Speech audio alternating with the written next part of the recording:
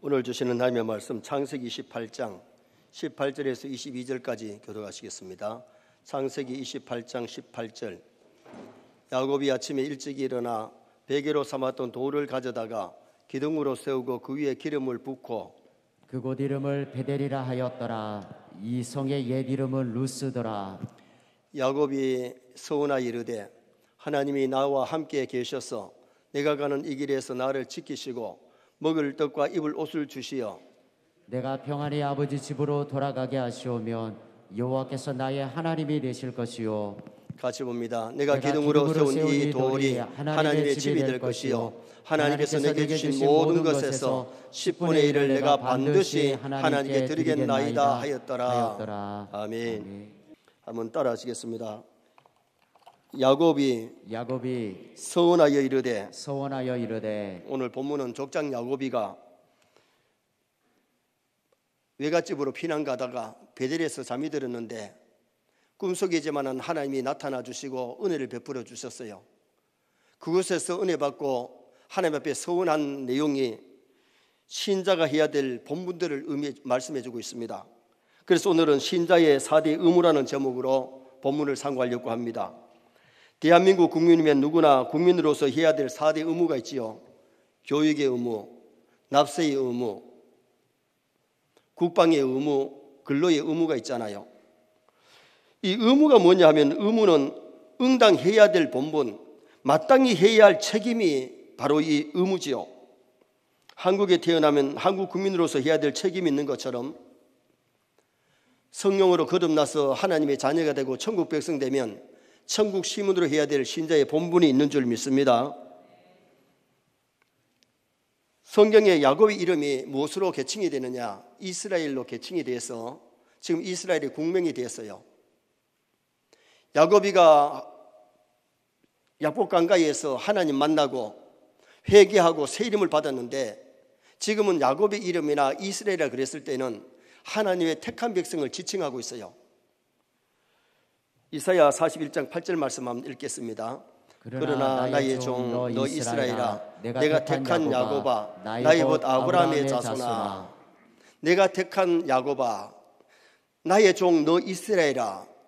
여기 야곱이나 이스라엘을 지칭할 때에 하나님의 택한 백성을 지칭하는데 우리는 하나님의 택한 백성인 줄 믿습니다. 우리는 천국 시민 된 줄 믿습니다.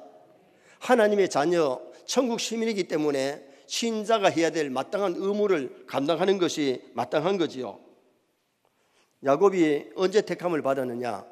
태어나기도 전에 복중에 짓기 전에 하나님이 야곱을 이미 택하셨어요. 남자 되고 여자 되는 것 아버지 엄마가 선택한 것이 아니고 하나님이 주신 줄 믿습니다.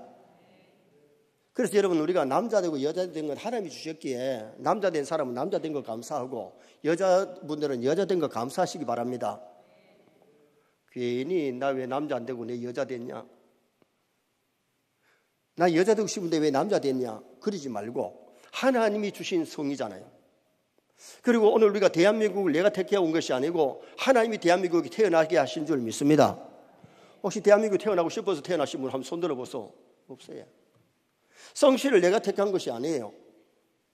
하나님이 대한민국에 부모를 통해서 태어나게 하셨고 양육받고 우리가 성장을 했는데 야곱은 장자의 명분이 얼마나 귀한 것을 알았기 때문에 어머니 뱃속에서 먼저 나오려고 노력했는데 형이 나가니까 발꿈치를 잡고 나온 사람이 야곱이에요. 장자는 하나님이 주시는 은총이 영적인 복도 물질의 복도 사자보다 꽃배기로 받는 것이 그게 장자거든요. 장자의 복을 그렇게 귀하게 여기다가 팥죽 한 그릇에 장자의 명분을 사잖아요. 그것 때문에 나중에 형님이 동생을 죽이려고 하니까 외갓집으로 피난을 가는 거예요.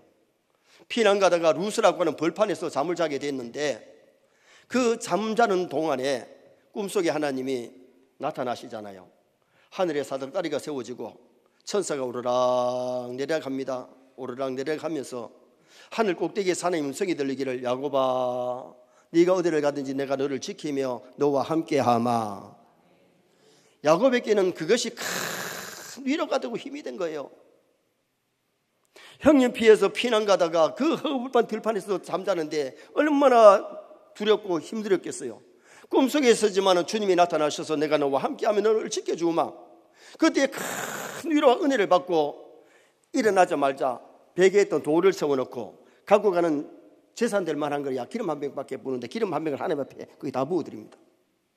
그러면서 거기서 하나님 앞에 서원한 것이 오늘 이 본문의 내용인데, 이 서원 속에서 신자가 이 세상 살아갈 때 신자의 의무가 뭐고 책임이 뭔지를 우리에게 보여주는 메시지죠.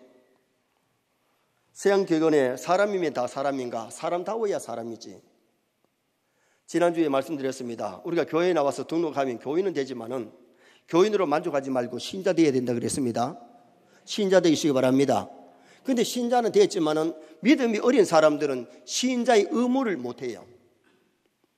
신자면 신자의 의무와 책임을 다하다가 하나님 앞에 가야 칭찬과 상급 받는 거지. 신자가 신자 노릇을 제대로 못하고 의무를 제대로 못하면 주님 앞에 가서 책망거리가 되고 말잖아요. 정말 우리 오늘 오신 서인의 모든 성도가 정말 교인 되지 말고 신자 되시길 바라고요. 신자의 의무와 본분을 잘 감당하다가 하나님 앞에 갈 수 있기를 바랍니다. 신자가 신자답게 살지 못하면 지탄을 받고 교회가 욕을 먹어요. 하나님이 욕을 먹어요. 신자가 신자의 의무와 본분을 다하고 빛과 소금이 되었을 때에 저 사람은 하나님 믿는 사람이 다르다, 예수 믿는 사람이 다르다, 서영교회 교인들은 다르다, 서영교회 신자는 다르다, 이런 평가를 우리가 받아야 되잖아요. 제가 대신대 다닐 때에 2학년 때에 학급 실장을 했어요. 어느 날 학생이 하나, 우리 반에 학생이 오더니만은 좀 죄송한데요, 나는 아직까지 담배를 못 끊었어요. 근데 어떻게 신학교 왔느냐 그랬더니 아버지가 중직이라 가서 신학교 가라 그래서 왔어요. 그래, 담배는 끊으면 안 되나? 근데 이게 힘들어요. 안 돼요. 자기도 나름대로 끊어보려고 해도 그게 힘들다라는 겁니다. 여러분, 담배 피우는 사람이 신학교 와가지고 신학생들 다 담배를 안 태우는데 거기서 뻐꾸뻐꾸 피우면은 저 학생이 신학생인데 왜 신학교 왔느냐 안 그러겠어요? 그러니까 쉬는 시간이면 남몰래 저 구석에 가가지고 한두 꼬마리 하는 게 그게 진짜 맛있을까? 힘들 것 같아요. 울산의 어느 교회 장로님이 담배 피운다는 소리를 듣고 장로님이 참으로 담배를 피울까? 내 같으면 그런 담배 피우는 장로 안 세웁니다. 그 소리를 들었는데 어느 날 하나님이 보여주시는데 선거가 있어가지고 상고에 사람들이 모여가지고 강연을 듣는데 이분이 한두 꼬마리 한다고 저 뒤에 밖에 나와가지고 쌓아놓은 그 뒤에서 피우는데 제가 아파트에서 이렇게 내려보니까 그분 장로님이더라고. 여러분, 장로님이 담배를 한다는 것은 얼마나 힘들게 피우고 있어요. 여러분, 이해 좀 하시기 바랍니다. 신학생이 담배를 그렇게 하더니만은 2학년 2학기가 되니까 학교에 안 보이더라고. 그리고 그분이 지금 어디서 뭘 하는지 그 다음에 만나지를 못했기 때문에 몰라요. 여러분, 우리가 중요한 것은 신학생이면 신학생으로서 끊을 것이 있고 해야 될 일이 있는 줄 믿습니다. 신자면 신자로서 버릴 것이 있고 취할 것이 있는데 버릴 것을 못 버리면 손가락질 받고 지탄받아요. 욕을 먹어요. 그러나 우리가 신자가 신자답게 살고 의무와 본분을 다할 때에 하나님께 영광이 되고 주님 앞에 가서 칭찬 상급받을 줄 믿습니다. 그러면 신자가 해야 될 의무가 뭐냐? 첫째는 교육의 의무가 있어요. 22절 상반절 말씀인데 22절 한번 보시겠습니다. 내가 기둥으로 세운 이 돌이 하나님의 집이 될 것이요. 따라합시다. 하나님의 집이 될 것이요. 하나님의 집이 될 것이요. 이 말이 무슨 말인가 하니 이곳에서 하나님을 잘 섬기겠다는 뜻인데 그 은혜 받은 그 장소가 원래 루스인데 이름을 뭐로 바뀌었느냐? 베델, 하나님의 집으로 바뀌었어요. 여러분, 우리가 하나님을 섬길 때에 하나님의 집이 필요한 줄 믿습니다. 하나님의 집을 가까이 해야 하나님께 영광을 돌리고 하나님의 집을 가까이 해야 은혜 받지. 하나님의 교회하고 멀어지면 결국 신앙생활을 잘할 수가 없는 거예요. 우리가 신앙생활을 잘하려면 신자의 의무는 교회에 나와 하나님께 예배를 드려야 될 줄 믿습니다. 제가 자주 말씀드리잖아요. 하나님 섬기는 행위가 구약에는 하나님께 제사, 신약에는 예배예요. 예배 안 드리는 사람은 신자가 아니에요. 예배를 하나님이 기뻐하시는 예배를 드리고 하나님께 영광을 돌려야 되고 예배 시간에 우리가 하나님의 말씀 듣고 순종해야 되고 정말 우리가 신자다운 신자가 되려면 교회에 와서 말씀을 잘 배워서 말씀대로 실천해야 될 줄 믿습니다. 제자 훈련도 받고 사회 훈련 받아가지고 확실하게 성경도로 알고 성경도로 믿고 성경도로 살고 성경도로 가르치다 가면 하나님께 진짜 상급 받지.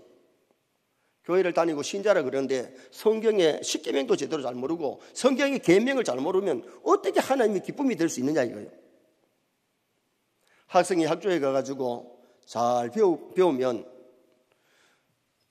자기 장래에 직장에도 구하는데도 도움이 되고 세상을 살아가는데 굉장히 도움을 받을 수가 있잖아요.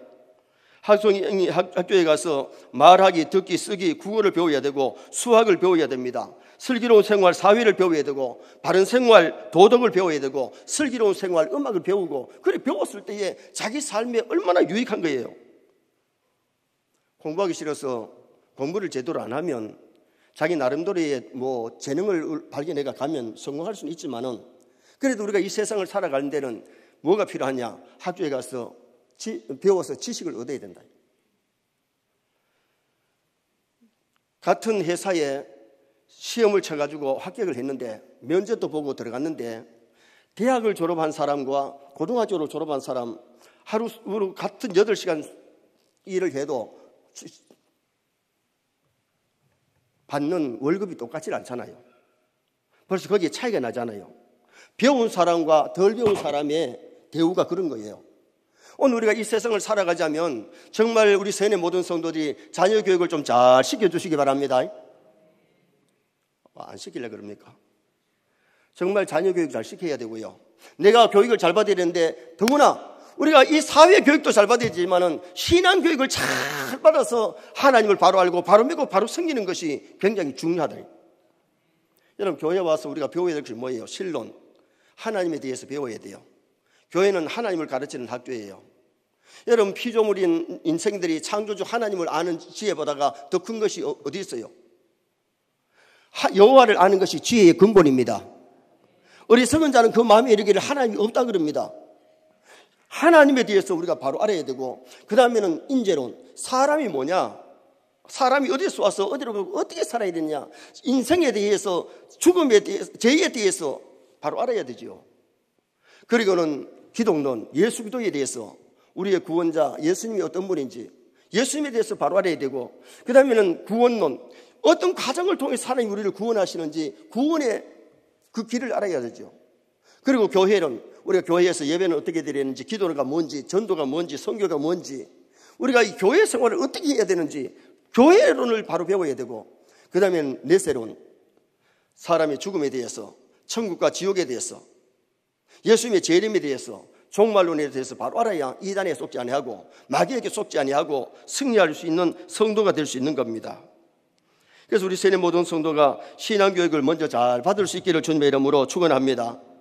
신앙교육 잘 받아서 말씀대로 살면 이 땅에서도 복이 되고 천국 가서 상 받을 수 있는 아름다운 성도가 되지요.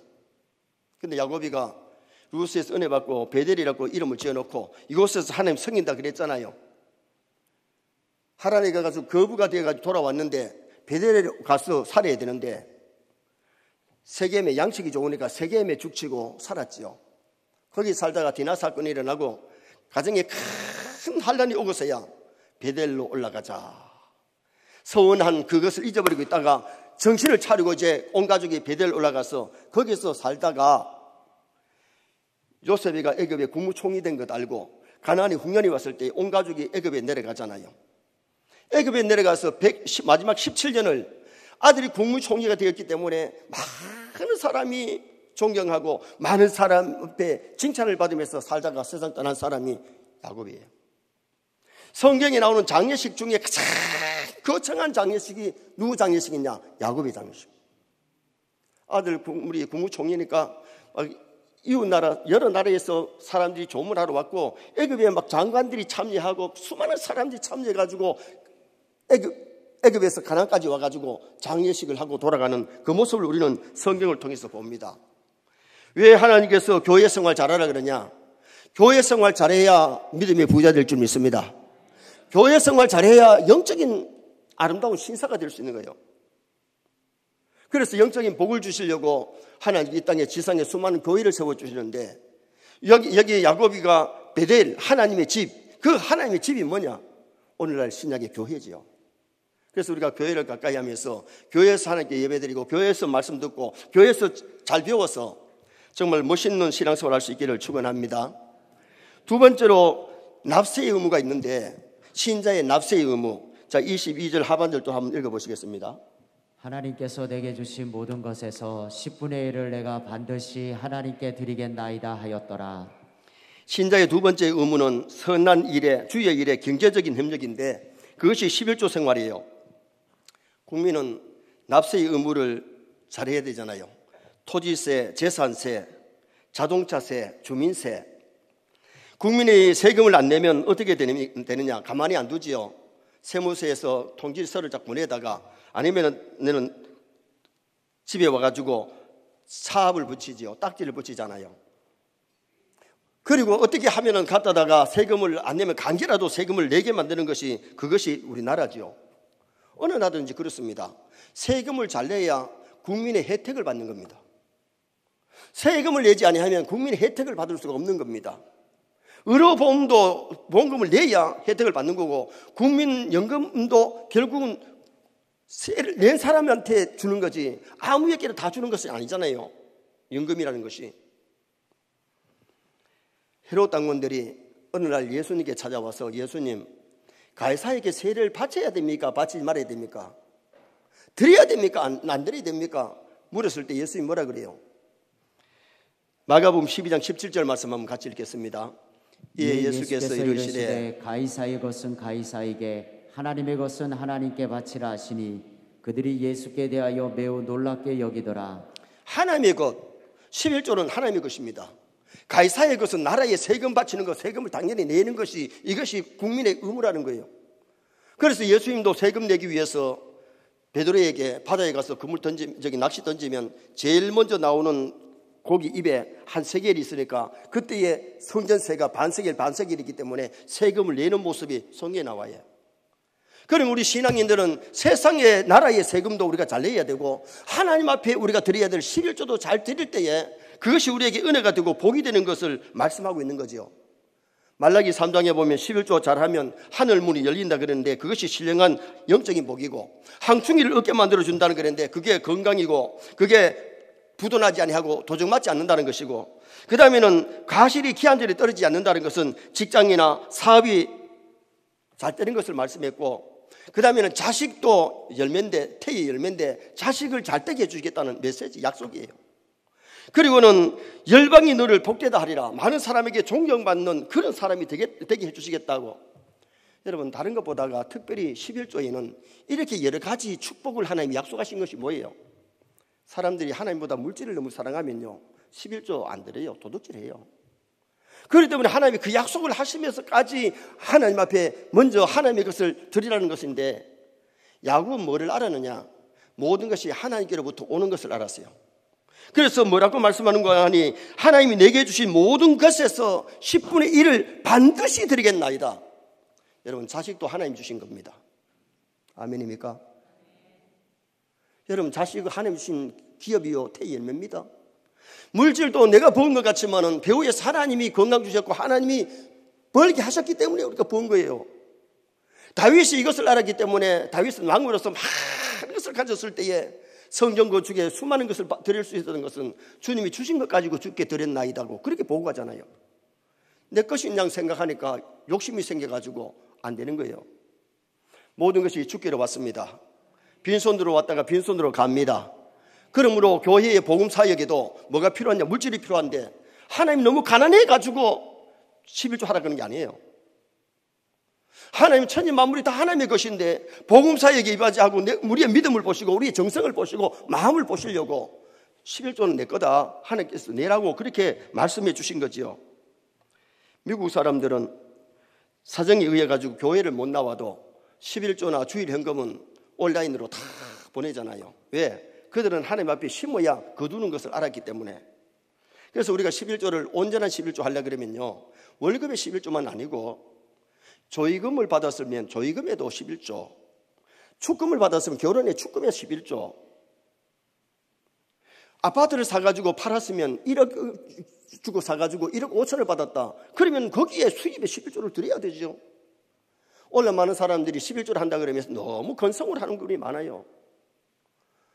저는 목사기 때문에 아니고, 저는 결혼해서 결혼의 축금도 11조 했고, 아버지 어머니 돌아가시고 조의금 받아서 11조 했고, 애들 결혼시킬 때에 했고, 아파트 수입이 생겼을 때에 그거 11조 했어요. 왜? 그게 다 수입이니까. 11조 하면 거기에 수입이 생기는 것 좀 재미를 느끼시기 바랍니다. 봐라, 하도 잊어가지고 아멘도 안 하시잖아. 사람이요, 물질을 얼마나 사랑하는지 몰라요.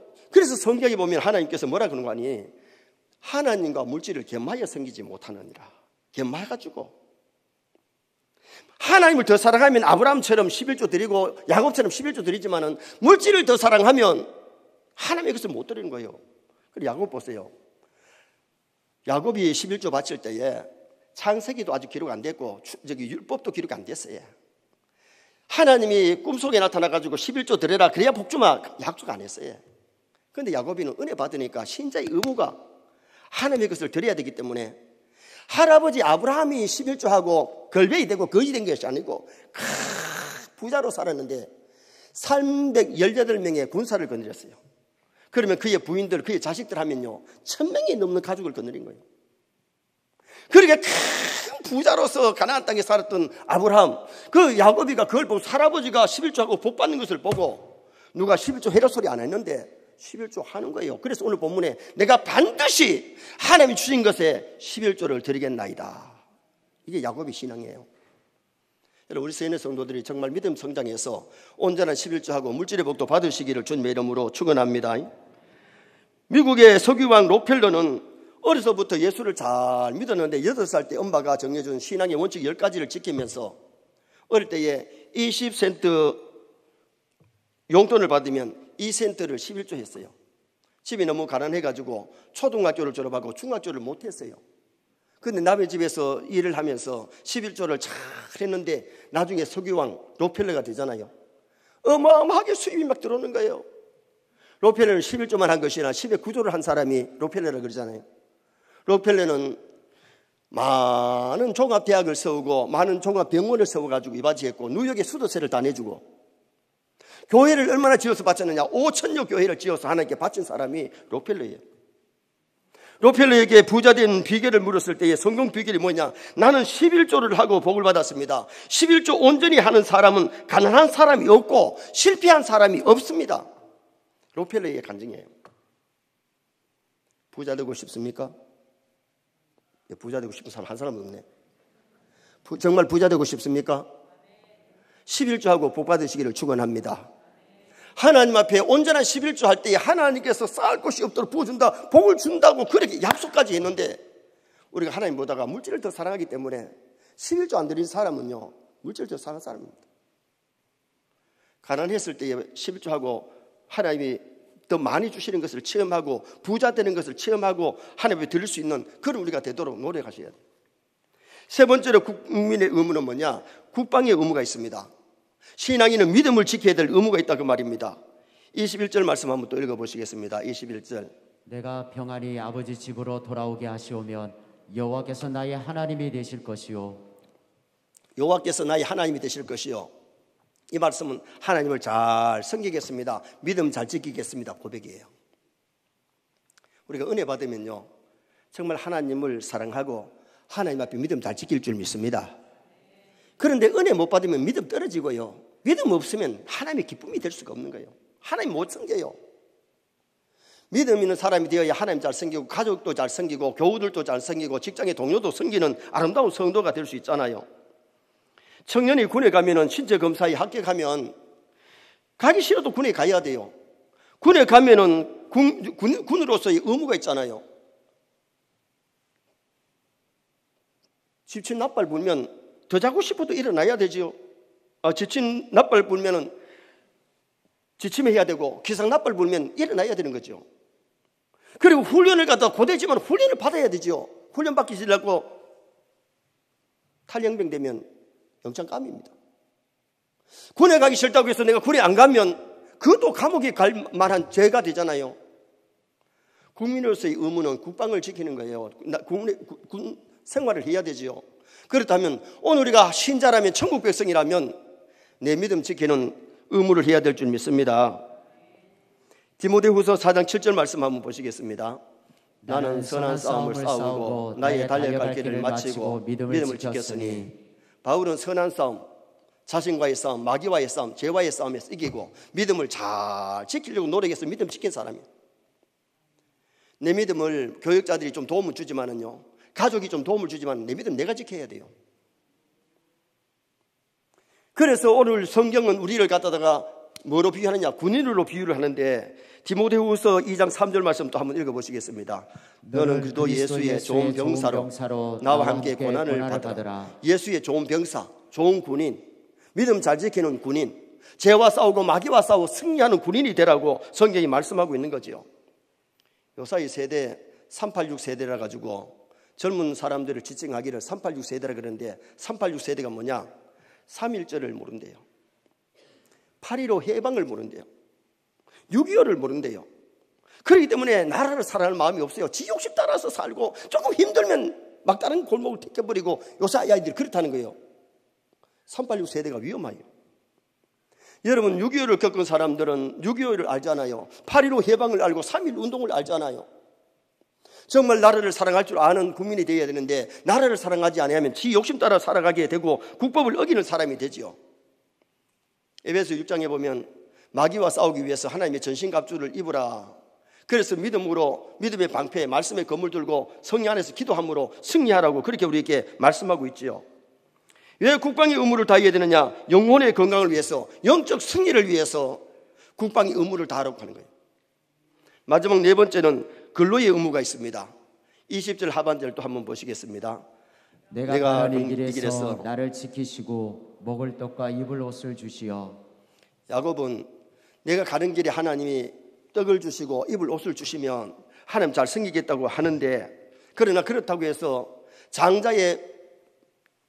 장자권을 받았다고 해서 베델에서 그 하늘의 역사를 봤다고 해서 하란에 가서 가만히 놀고 먹은 게 아니에요. 노래 부르고 낫발이라 불고 있는 게 아니고 어떻게 되냐? 밤낮 수고를 하면서 거부가 되는 복을 받아요.